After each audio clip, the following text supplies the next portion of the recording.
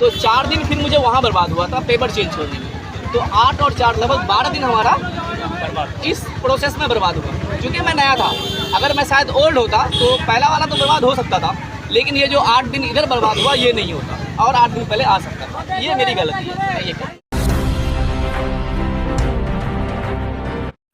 जिस petrol pump में उसके ऊपर वो पेट्रोल पंप में जो रखा गया था अल्बारिस कंपनी नाम से एक कंपनी है सऊदी में जो ह्यूमन रिसोर्स प्रोवाइड करते हैं, उसके तहत एक पेट्रोल पंप में जो इसका अरामको कंपनी का पेट्रोल पंप था, उस पेट्रोल पंप में उसको रखा गया था।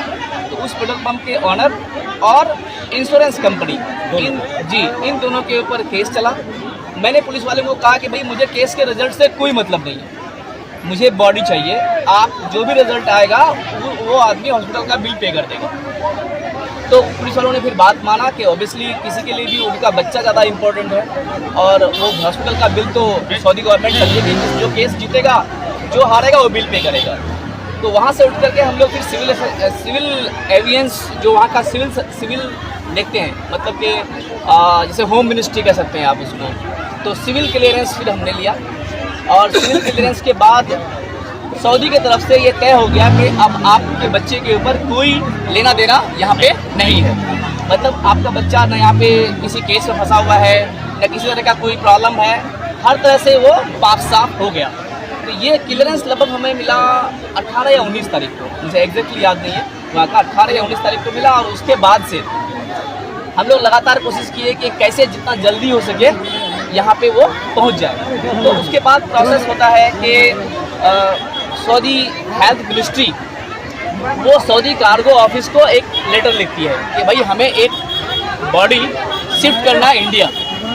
और फिर सऊदी कार्गो ऑफिस इंडिया में दिल्ली जो उसका हेड ऑफिस है यहाँ पे ईमेल करती है कि हम एक बॉडी शिफ्ट कर रहे हैं और वहाँ पे आप इसको रिसीव करेंगे या नहीं करेंगे।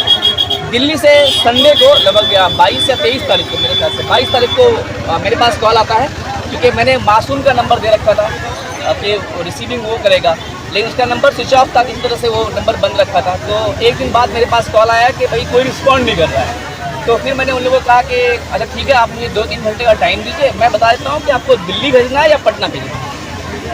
तो उसके बाद मैंने फिर जिस कंपनी में नाजिस बाबू काम कर रहा था वहाँ पे कांटेक्ट किया कि भाई हमें तो बॉडी बागडोगरा या पटना चाहिए था, लेकिन आप दिल्ली भेज रहे हैं तो हमारे लिए थोड़ी सी टफ हो जाएगी। तो उन्होंने कहा कि ठीक है, आप मुझे टाइम दीजिए, कल हम ऑफिस जाएंगे, वहीं से आपका डायरेक्टली बात कराएंगे कि क्या बात है। नेक्स्ट डे मॉर्निंग में जो ही हम लोग यहाँ पे, मैंने भैया को फ़ोन किया, अविनाश भाई को, फूफा को मेरे फ़ोन किया, सबसे मैंने मिलाया कि क्या करना चाहिए। तो इन लोगों ने मुझे बताया कि तुम जो भी डिसीजन लोगे हम लोग सब सहमत हैं, जैसे भी जल्दी आ जाए। तो नेक्स्ट डे मुझे दिमाग में आया कि अगर पटना के लिए तो बहुत लेट होगा, हम दिल्ली के लिए ही बोलते हैं। लेकिन जो ही मैं ऑफिस में फ़ोन किया 10 बजे ऑलमोस्ट वहाँ के टाइम के हिसाब से, तब तक उन लोगों ने हमें एक लेटर ऑफ इंटेंट जिसको बोलते हैं वो पटना के लिए दे चुका था कि भाई हम जो है पटना ही भेजेंगे आपका। तो हम मजबूर हो गए, हमारी वो बात वहाँ पे मानी नहीं गई। तो उसके बाद फिर हम लोगों ने 1 हफ्ता इंतज़ार किया, बॉडी पटना नहीं आई। मैंने Delhi cargo office, Saudi cargo office बार बार फॉलोअप किया, पता लगा कि दिल्ली वाले पटना के लिए क्लियरेंस नहीं दे रहे। जी, दिल्ली वाले पटना के लिए क्लियरेंस नहीं दे रहे। तो फिर प्रेशर देने के लिए ही मेरे एक चचेरे भाई आज़ाद भाई, मेरे फूफा, मेरा एक दूल्हे भाई है वो, ये लोग सब मेरे पास गए कि जैसे भी हो, जहाँ पे भी हो, इसको फटाफट मंगवाओ। तो मैंने कहा अच्छा ठीक है, आप लोग खाइए पिए घर जाइए, क्योंकि ये मामला महीना दिन से लगभग लंबित होता जा रहा है, तो हम चाहेंगे कि जल्दी से जल्दी आ जाए। नेक्स्ट डे मैंने फॉलोअप किया, फिर से ऑफिस में काफ़ी रिक्वेस्ट किया कि भाई आप पटना कैंसिल कीजिए, मुझे दिल्ली ही दे दीजिए। वहाँ पे मेरा छोटा भाई डॉक्टर असलम है ऑलरेडी, और इंशाल्लाह दिल्ली से लाने में मुझे 24 घंटा भी नहीं लगेगा।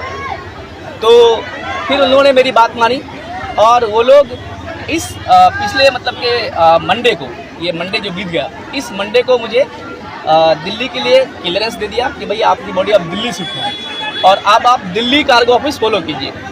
फिर मैंने दिल्ली कार्गो ऑफिस फ़ोन लगाया, वहाँ पे एक नवीन भाई हैं, हमारे कॉलेज के टाइम से बाई चांस जान पहचान निकल गए वो।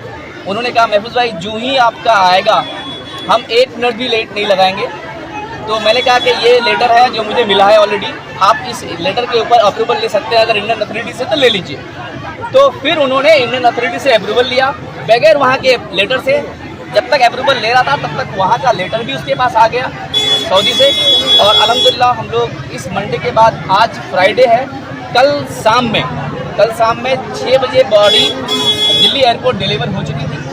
और लगभग इमिग्रेशन का 7 से 8 घंटे का प्रोसेस रहता है, लेकिन नवीन भाई के मदद से ये हम लोग को सिर्फ 1 घंटे में, रात में आप लोग शायद यहाँ अच्छे हुए थे, बैठे हुए देखे होंगे, 1 घंटे में उन्होंने हमें क्लियरेंस दिया पूरा। और फिर वहाँ से बॉडी पार्सल हुई, शिफ्ट हुई इसमें क्या कहते हैं डोमेस्टिक एयरपोर्ट में। डोमेस्टिक एयरपोर्ट वाले ऑलमोस्ट जो है काफ़ी कोऑपरेटिव थे और उन्होंने उसी वक्त फिर दोबारा उसको ऊपर से पॉलीथीन पैकिंग वगैरह करके बॉडी जो है मॉर्निंग की सबसे पहली वाली फ़्लाइट जो इंडिगो की फ़्लाइट थी, जिसको हम लोग लगभग पिछले 15 दिन से ऑलरेडी बोल रखे थे कि भाई हमारी ये क्लास आएगी, तो उन्होंने काफ़ी कोऑपरेट करके मॉर्निंग की पहली फ़्लाइट से बागडोरा भेज दिया। और आपको ये बता दूं कि बागडोरा एयरपोर्ट में भी सिर्फ 20 मिनट लिया उन्होंने हमें बॉडी देने। तो हर जगह से बहुत